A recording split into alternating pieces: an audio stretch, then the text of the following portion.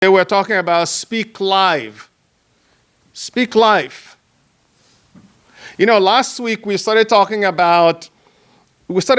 the question, is anything too difficult, anything too hard for the Lord, is what we started talking about last week. Here's Abraham and Sarah.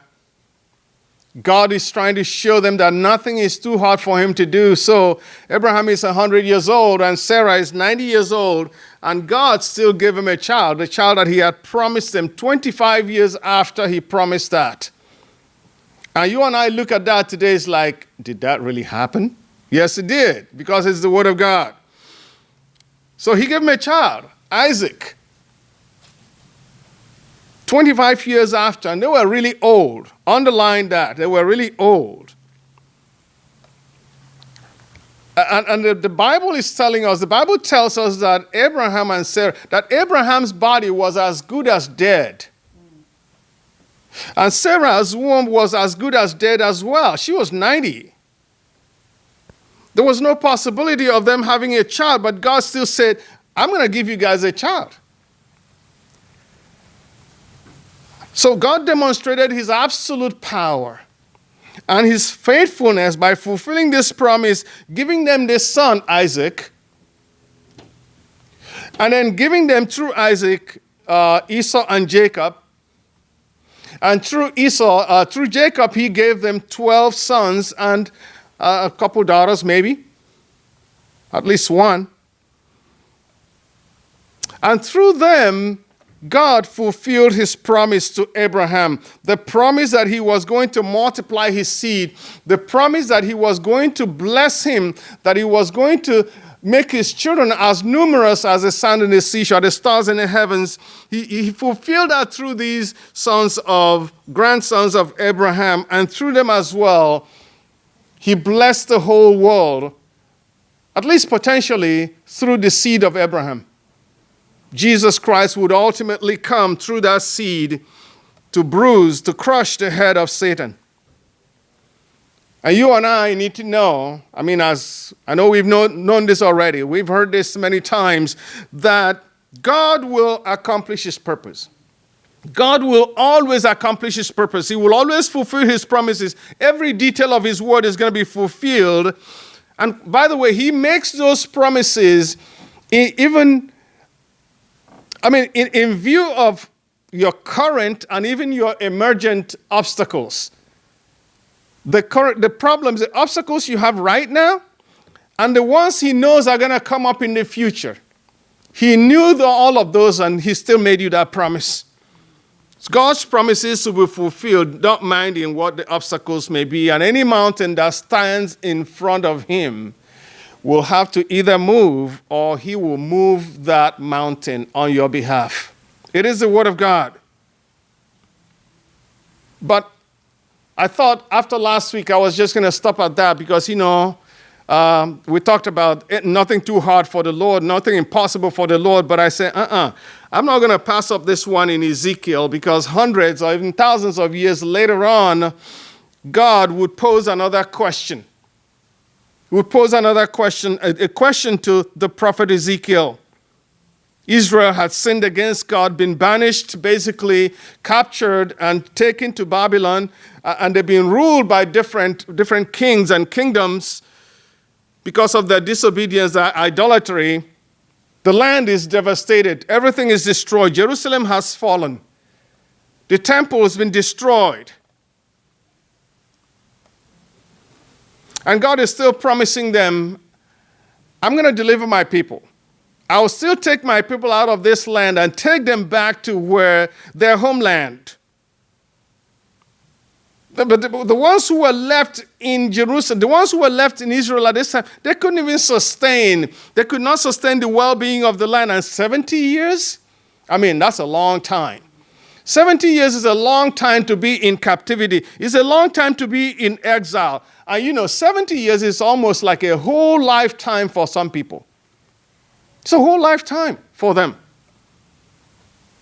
And most of the people, older ones who had gone to Babylon at the time, at the beginning, They're probably all dead now. At least most of them have died. Their children and their grandchildren, all they've known is exile, life in exile. They've adopted the ways, the life of the exile countries. And it's like there's not even, being in exile is normal. They're no longer in exile, some of them in their mind. It's like, this is where we were born. This is the only land that we have known. So let's just stay here. The thought of returning back to the homeland is probably not even there in a lot of their minds at all. It's not there. The thought of going back is kind of foreign to them. It's like they've been in bondage for a long time. They've been in slavery for a long time. So how do you get this out of them? How do you get this whole thing out of their system? And by the way, God, how are you going to do this? You're still promising to take them back to their homeland. How are you going to accomplish this? How are you going to do this? Pull this off. How do you return them to their homeland? How do you revive their agriculture? How do you rebuild Jerusalem, rebuild the temple, get the streets to be full of life again? How do you do that? I hear your promise, Lord, but how are you going to do that? It's kind of like, well, ours is not quite 70 years. It's like, a few months now being in quarantine. It's difficult to get us out of that quarantine life. I tell you that. You can see how we're fiddling with the technology here, trying to make it work. This is where we've always been, right? Lord, how are you going to do that? Because these kings and the kingdoms, they've ruled Israel as if Israel is no longer a nation. They're no longer a people. It's like dead and forgotten, abandoned. But Israel is, and it was and still is, a nation with a lot of promise. And we know that God never goes back on his promise. He promised that he was going to bring them back. He promised that he was going to establish them in this land and bless them in this land. But now things have happened, and it's like, God, whatever happened to your original promise to Abraham, your promise to Isaac and to Jacob and to all the people in the past, what happened to that promise? But God never goes back on his promise. And now that he's renewing that promise, he's not going to go back on it. He's promised to restore the land and its people. It's like he's going to bring this nation back from death to life. But how is he going to do that? And it's not like God didn't know the problems. It's not like he did not know how weird this was sounding in the mind of human beings. It's not like he didn't know how difficult this was. He knew that very well. And that's why he took Ezekiel to this place to give him a metaphor of what Israel looks like right now and what he's about to do in the life of the people. He's going to give him a picture, that picture right here. He's going to give him a picture of deadness. He's going to give him a picture of despair, what it looks like. So he's going to lead him to this land, lead him to this, the valley of dry bones where there's no life. Nothing exists there at all. He leads him to this valley of death where nothing seems to be happening. And these people died not because they committed suicide or anything.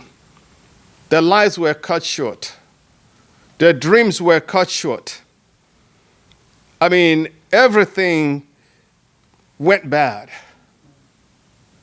It's an impossible situation. Bones of people whose lives were cut short.